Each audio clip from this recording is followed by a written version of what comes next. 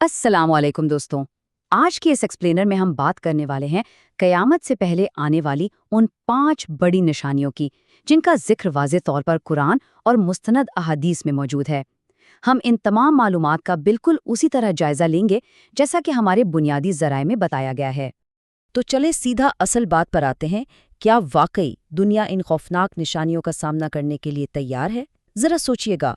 ज़राए हमें बताते हैं कि ये वाकयात इतने बड़े और इतने हैरान कुन होंगे कि उनके सामने इंसानी अक्ल दंग रह जाएगी।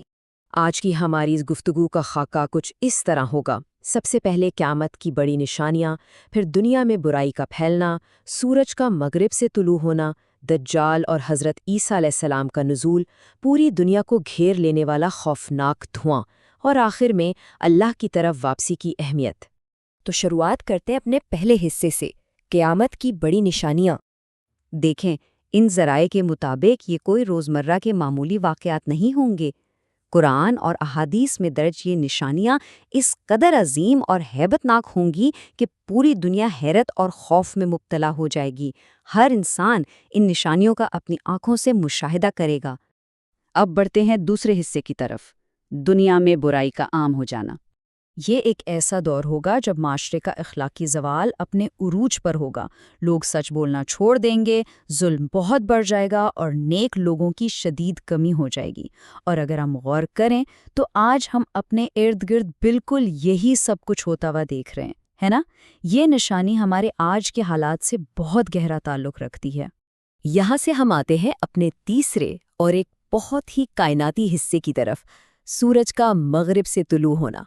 ज़रा तसव्वुर करें, एक दिन ऐसा आएगा जब सूरज मामूल के मुताबिक मशरिक के बजाय मगरिब से निकलेगा, और सबसे अहम बात, उसके फ़ौरन बाद तौबा का दरवाज़ा हमेशा के लिए बंद कर दिया जाएगा। ये वो लम्हा होगा दोस्तों, जब इंसान को अपनी गलतियों का शदीद एहसास तो होगा, लेकिन तब तक बहुत देर हो चुकी होगी। अब चलते हैं चौथे हिस्से की जानिब, दज्जाल का ज़हूर और हज़रत ईसा अलैहिस्सलाम का नज़ूल। यहाँ वाक़यात की एक पूरी कड़ी जुड़ी हुई है। सबसे पहले दज्जाल का ज़हूर होगा। ये इंसानी तारीख़ का एक बहुत बड़ा फितना होगा। वो लोगों को धोखा देगा, यहाँ तक कि खुद को खुदा कहेगा, और हैरत की बात यह है कि बहुत से लोग उसके झूठ पर यकीन भी कर लेंगे। इसीलिए नबी करीम सल्लल्लाहु अलैहि वसल्लम ने हमें दज्जाल के फितने से बचने की ख़ास दुआ सिखाई है। इसके बाद हज़रत ईसा अलैहिस्सलाम आसमान से दोबारा दुनिया में तशरीफ़ लाएंगे। वो दज्जाल का खात्मा करेंगे और इसके बाद पूरी दुनिया में अदल और इंसाफ कायम होगा। हमारा पांचवां हिस्सा एक और इंतहाई खौफनाक निशानी के बारे में है, पूरी दुनिया में छा जाने वाला धुआं। कुरान मजीद में इस वाक़े के लिए बाकायदा दुहान की इस्तिलाह इस्तेमाल हुई है। ये कोई आम धुआं या फ़िज़ा की आलूदगी नहीं होगी, बल्कि मतन बताता है कि एक ऐसा खौफनाक धुआं होगा जो पूरी दुनिया को, जी हाँ, पूरी ज़मीन को घेर लेगा और लोगों के लिए एक सख्त अज़ाब बन जाएगा। और अब हम अपने आखिरी और सबसे अहम हिस्से की तरफ आते हैं, अल्लाह की तरफ वापसी।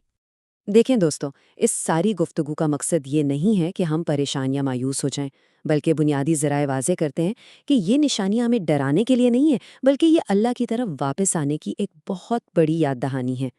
अभी भी वक्त है हमारे पास कि हम नमाज की पाबंदी करें, सच्चे दिल से तौबा करें और नेक अमाल की तरफ लौटाएं। और यही बात हमें आज के इस हतमी और सोचने पर मजबूर कर देने वाले सवाल पर ला खड़ा करती है। क्या हमने आज अपने रब की तरफ लौटने की तैयारी कर ली है? इससे पहले कि बहुत देर हो जाए, हमें इन ज़राए में बताए गए सीधे रास्ते की तरफ वापस पलटना होगा। वक्त निकालकर इस बारे में ज़रूर सोचिएगा।